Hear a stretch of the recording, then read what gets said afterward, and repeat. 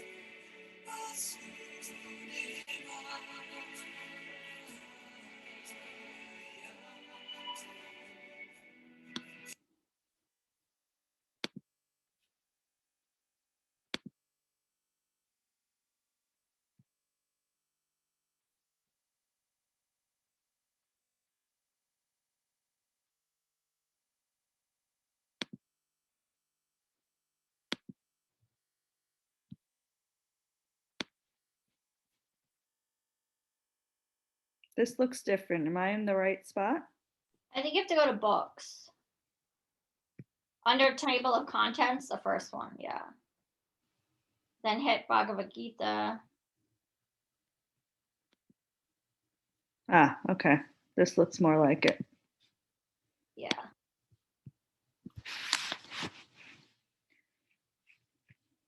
Chapter 9, Text 1.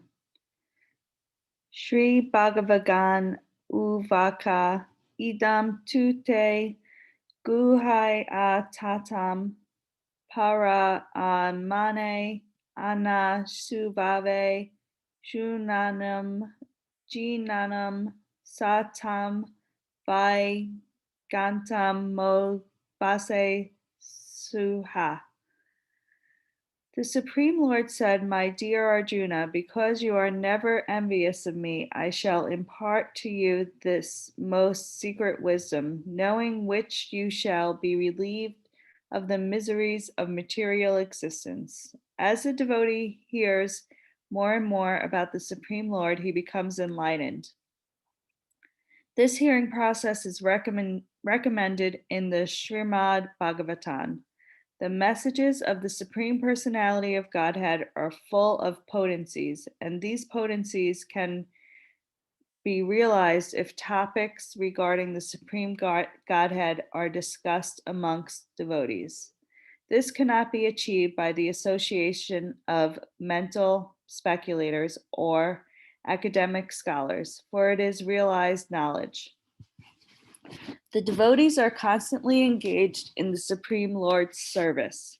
The, the Lord understands the mentality and sincerity of a particular living entity who is engaged in Krishna consciousness and gives him the intelligence to understand the science of Krishna in association of the devotees. The discussion of Krishna is very potent. And if a fortunate person has such association and tries to assimilate the knowledge, then he will surely make advancement towards spiritual realization. Lord Krishna, in order to encourage Arjuna to a higher and higher elevation in his potent service, describes in the 9th chapter matters more confidential than any he has already disclosed. The very beginning of the Bhagavad Gita, the first chapter is more or less an introduction to the rest of the book, and the second and the third chapters, the spiritual knowledge described, is called confidential. Topics discussed in the 7th and 8th chapter are specifically related to devotional service. And because they bring enlightenment in Krishna consciousness, they are called more confidential. But the matters which are described in the 9th chapter deal with unalloyed, pure devotion. Therefore, this is called the most confidential. One who is situated in the most confidential knowledge of Krishna is naturally transcendental. He therefore has no material bangs, although he is in the material world. And in the Bhagavati Ramastra Sindhu, it is said that although one who has a sincere desire to render loving service to the Supreme Lord in situated confidential state of material existence, he is considered liberated. Similarly, we shall find in the Bhagavad Gita, 10th chapter, that anyone who is engaged in that way is a liberated person. Now, this first verse has a specific significance. Knowledge refers to the pure devotional service, which consists of 9 activities: hearing, chanting, remembering, serving, worshiping, praying, obeying, maintaining friendship, and surrendering everything. By the practice of the 9 elements of devotional service, one is elevated to spiritual consciousness, Krishna consciousness. At the time when one's heart is cleared of material contamination, one can understand the science of Krishna. Simply to understand that a living entity is not material is not sufficient, but may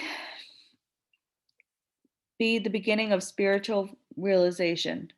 But one should be recognized the difference between activities of body and spiritual activities by which one understands what he is not the body. In the 7th chapter, we already discussed the opulent potency of Supreme Personality of Godhead, his different energies, the inferior and superior natures, and all his material manifestation. Now, in the 9 and 10, the glories of the Lord will be delineated. The Sanskrit word anasuvaya in this verse is also very significant. Generally, the commentators, even if they are highly scholarly, are all envious of Krishna, the Supreme Personality of Godhead. Even the most erudite scholarships write in Bhagavad Gita very inaccurately because they are envious of Krishna. Their commentaries are useless. The commentaries given by devotees of the Lord are bona fide. No one can explain Bhagavad Gita or give perfect knowledge of Krishna if he is envious. One who criticizes the character of Krishna without knowing him is a fool. So such commentaries should be carefully avoided.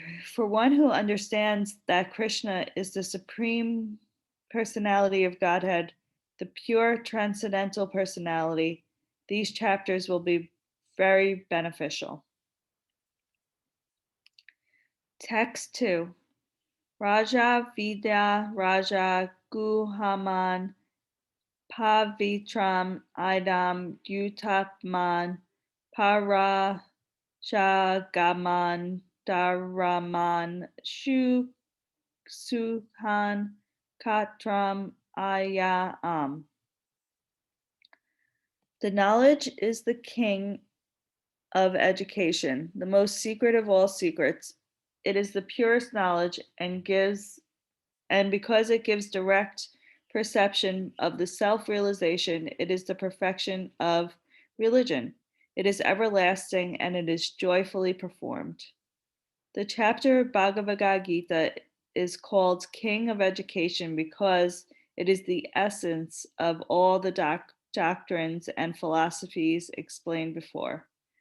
There are 7 principal philosophies in India: Guntanam, Kannada, Kapila, Ganya, Yukaya, Sandilya, Vashvanya, and finally Vashdeva, the author of Vanatam Sutra.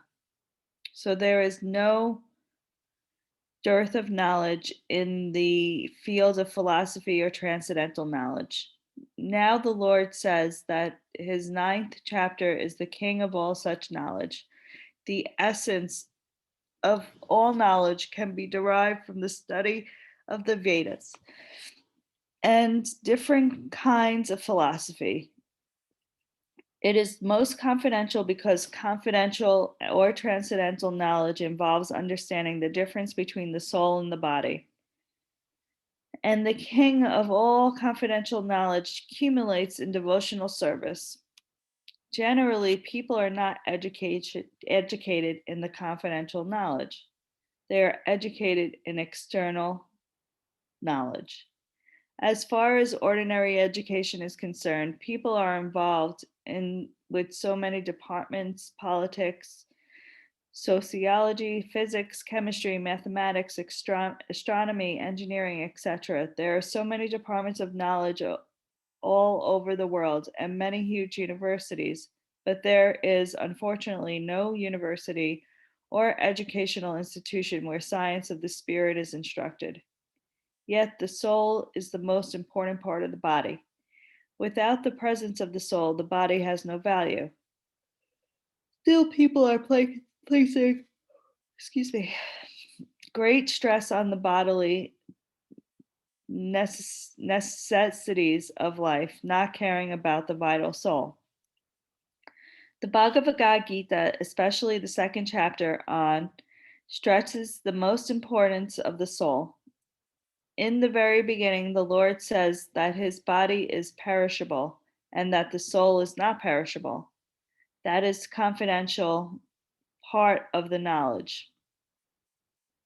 Simply knowing the spirit soul is different from his this body and that its nature is immutable, indestructible, and eternal. But that gives no positive information about soul. Sometimes people are under the impression that the soul is different from the body, and that when the body is finished or one is liberated from the body, the soul remains in a void that becomes impersonal. But actually, it is not the fact. How can the soul, which is so active within the body, be inactive after being liberated from the body? It is always active. If it is eternal, then internally active and activities in the spiritual kingdom are the most confidential part of spiritual knowledge. These activities of the spirit soul are therefore indicated here as constituting the king of all knowledge, the most important confidential part of knowledge. The knowledge is the purest form of all activities and explained in the Vedic literature. In the Padman Purana, men's sinful activities have been analyzed and are shown to be results of sin after sin. Those who are engaged in the putative activities are entangled in different stages and forms of sinful reactions. For instance, when the seed of a particular tree is sown, the tree does not appear immediately to grow. It takes some time. It is first a small sprouting plant, then it assumes the form of a tree, then it flowers, bears fruit, and when it is complete, the flowers and the fruit are enjoyed by persons who have sown the seed of the tree. Similarly, a man performs a sinful act, and like a seed, it becomes fructified. There are different stages. The sinful action may have already stopped within the individual, but the results of the fruit of that sinful action are still enjoyed. There are sins which are still in the form of a seed, and there are others which are already fructified and are giving us fruit, which we are enjoying as distress and pain, as explained in the 20th verse of the 7th chapter. A person who has completely ended the reactions of all sinful activities and who is fully engaged in pious activities, being freed from the duality of the material world, becomes engaged in devotional service to the Supreme Personality of Godhead Krishna. In other words, those who are actually engaged in the devotional service of the Supreme Lord are already freed from all reactions. From those who are engaged in the devotional service of the Supreme Personality of Godhead are sinful reactions, whether fructified in the stock or in the form of the seed, gradually vanish. Therefore, the purified potency of the devotional service is very strong, and it is called Bhavatram Umatam, the purest.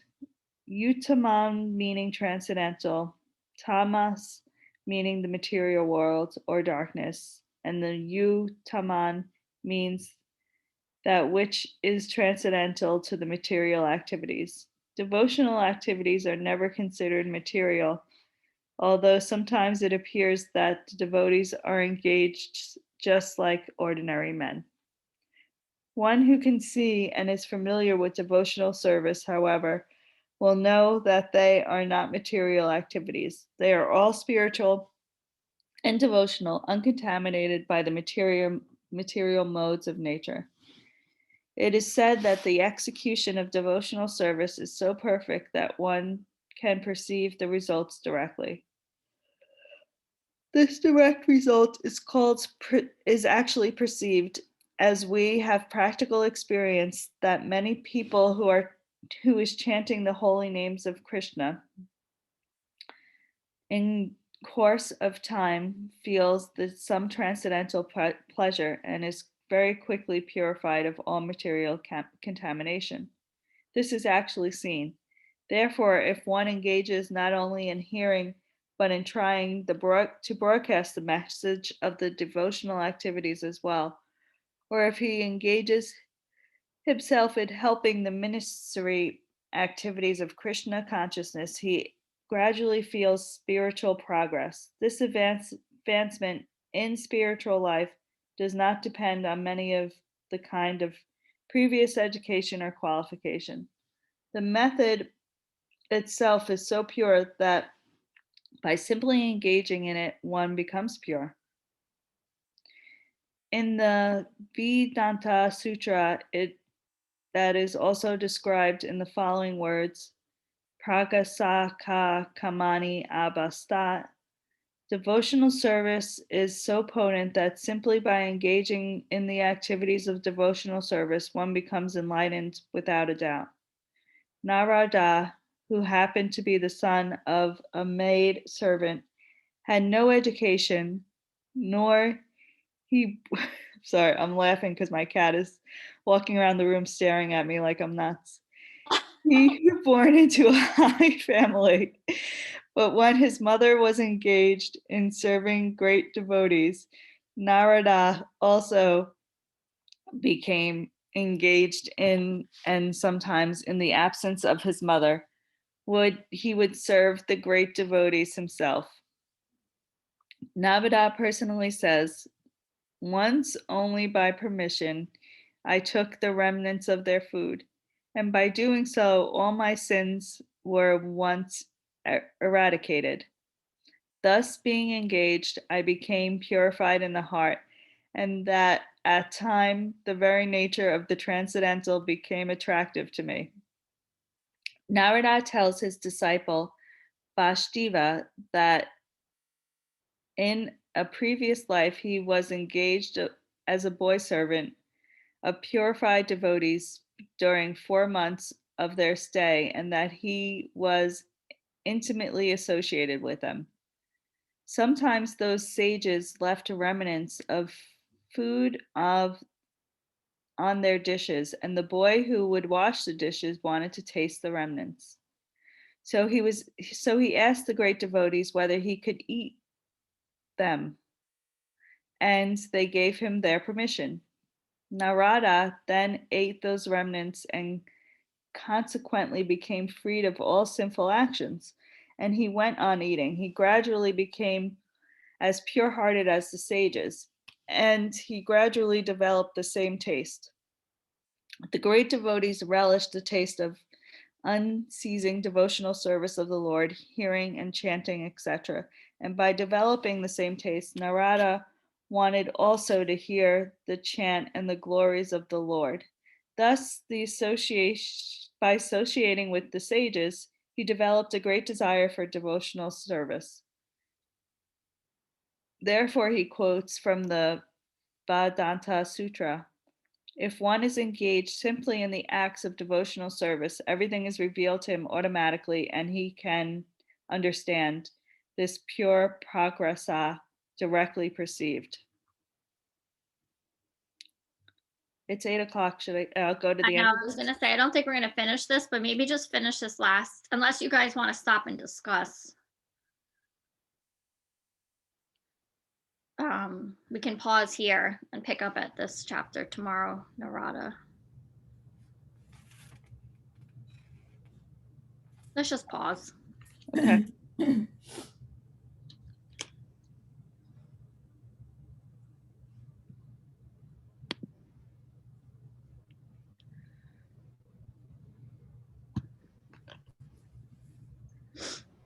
We had to pause one time. I don't know if you were on, and it was hard work pausing in the middle of a sutra. Yeah.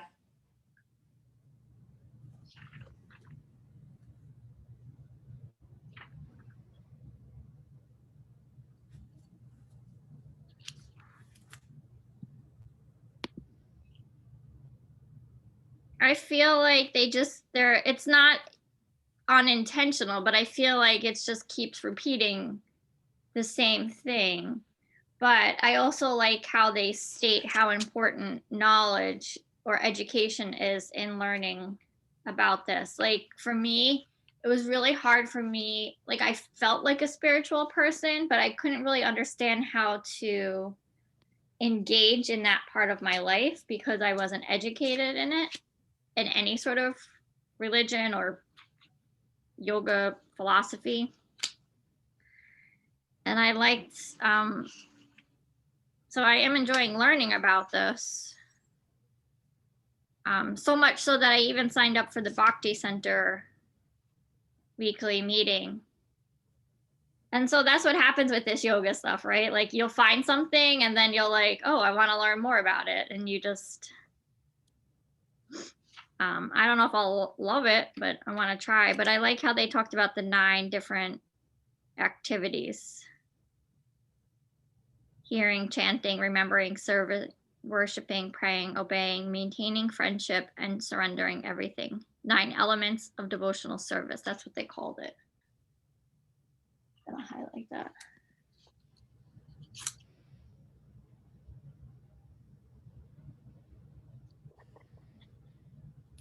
You know, one of, Pam, you've talked about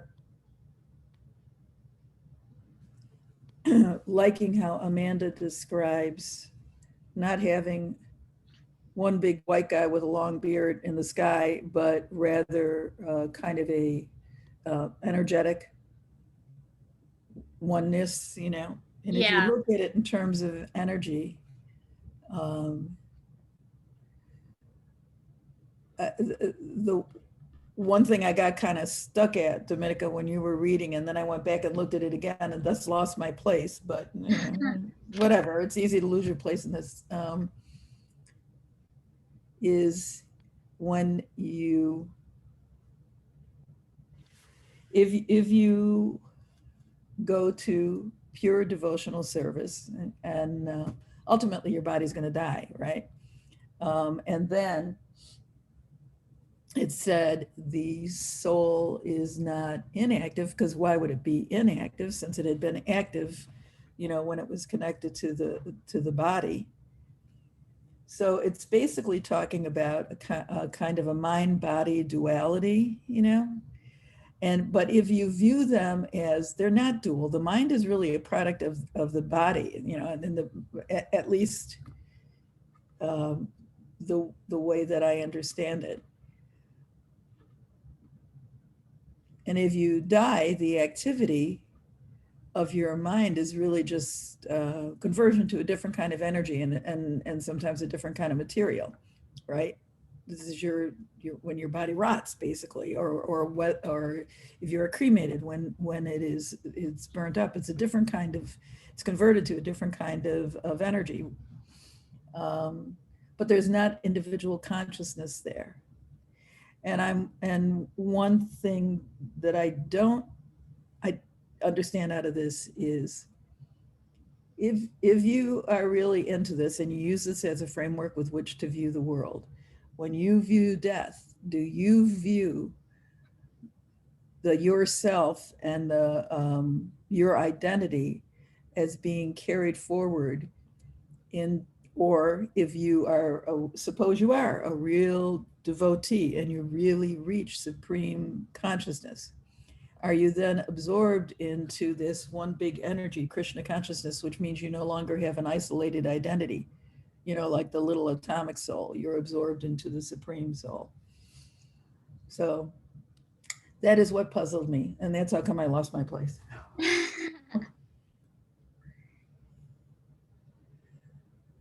And I'm just trying to figure out, what are they really saying here, I mean, so my apologies for imposing my particular perspective, but even in trying to figure out what they're really saying, I guess my question is, what happens if you're a supreme devotee and you die and you do not have to linger through the bardo and deal with all of that and come back again and, and be reincarnated? You're absorbed into Krishna. Do you lose that little atomic soul identity that you had? Yeah, I don't know. That's something Amanda will have to share if she knows. Yeah, I mean, and also maybe, yes. I thought unless one of you had a brilliant insight, none of us probably know. No, I don't know.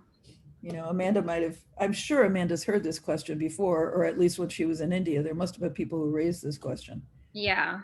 That is the ultimate question, I think, in all faiths. If you believe in something larger than yourself, what happens when you go? Do you retain yourself? Do you really see your mother and father when you get to heaven, for example?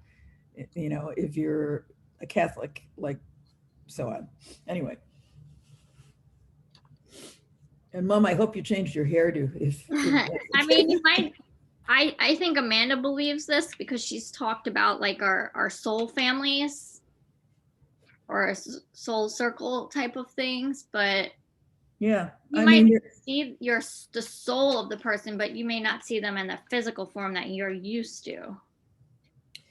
Yeah, I mean, when you read interpretations of the bardo, when you reach the bardo, apparently your soul family, who will be there too, and somehow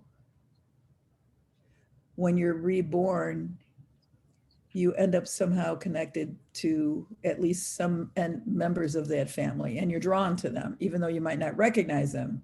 Yeah. It makes for some very good stories. It really does. I mean, you can make some crazy, and I'm sure they're out there already, like fairy tales and stuff. I'm sure if you went back and reread some of them, just like I'm thinking about the Marvel movies, like, yeah, like this is that when you really when you go back and think about it. Yep. I think there's a series on Netflix now where people had life-death experiences. Oh my goodness. Even that movie that Amanda told us to watch, I tried to start watching it, but I couldn't take away from work. But that Soul movie on Pixar, on Disney. Oh yeah, it's so cute. I saw it. I didn't go on it. Is that a short or is it a longer movie? No, it's a long. It's like a regular movie. Yeah, okay, I gotta watch it. Maybe when I go to California, you gotta watch it with your grandbaby. Yeah, he'll love it. Yeah. Maybe not. He's too young. You know who I was thinking of? My 33-year-old Tom, who loves animation. He'll, maybe we'll go there. And I like watching things with my kids. Maybe won't understand it, but it's still fun for kids to watch the TV. Yeah. Just real quick before we start meditating. So I took Jody's class on Saturday morning, and she came in and she started playing music. So I'm like laying on my mat, and the song that came on was the one we play every morning for Gita, Om Namo. So I'm laying there on my back and this song comes on, and I'm like, the trigger reaction of like, am I supposed to be doing Gita work? Like the panic of like, oh my God, was I supposed to do it this morning? Oh, It was really funny. And I'm like, I can't share with anyone else in class. They're not going to understand me. So I was like, I can't wait to come tell them. It was really, I was having a nice little chuckle. Yep. Yep. So when I first started listening to that, the song is Om Namo Bhagavate. The word after that is Vasudeva. It's not in the title, but I never could hear what she was saying. So I looked it up. So when you listen to it again, that last word is this I forget what they called it. Oh yeah, they refer to that more than once today. Yeah, and he's like our millennium god. Our millennium God. I forget. Where is it? Vasu. You listed like 17, like 7. Yeah, there's principal philosophers, and it's at the very start of chapter 2. And they list like 7 philosophers or so, and finally there is Vasudeva, the author of the Vedanta Sutra.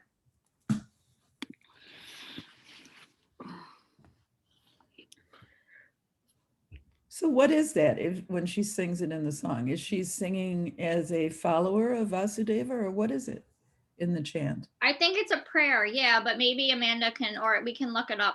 I can look it up and post it in the Facebook chat. I think it's I don't know exactly the translation, but see, stuff like this, I'll like listen to stuff and I don't ask the questions because that's not how my brain goes. But it's funny when other people do. And it's like, oh, maybe I should know what I'm listening to. But I do think I have looked it up just because I'm like, I get nervous under listening to stuff in another language because who knows what the heck I'm saying, like I could be chanting or things I don't want to chant for, but I do think it is a prayer. So I felt comfortable doing it. All right. I'll try to find us something, or I'll post it there and see if Amanda could share a helpful resource for us to learn more. All right. Let's sit up nice and tall.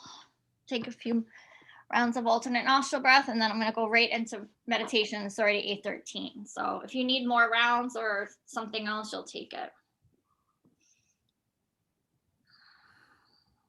Bring your right hand over to your nose. Close the right nostril with the thumb. Inhale through the left. Close left. Exhale right. Inhale right. Close right. Exhale left. Inhale left. Close left. Exhale right. Inhale right. Close right. Exhale left. Inhale left. Close left. Exhale right. Inhale right. Close right. Exhale left. I'm going to go straight into the 20 minutes and you'll meet us there when you're ready.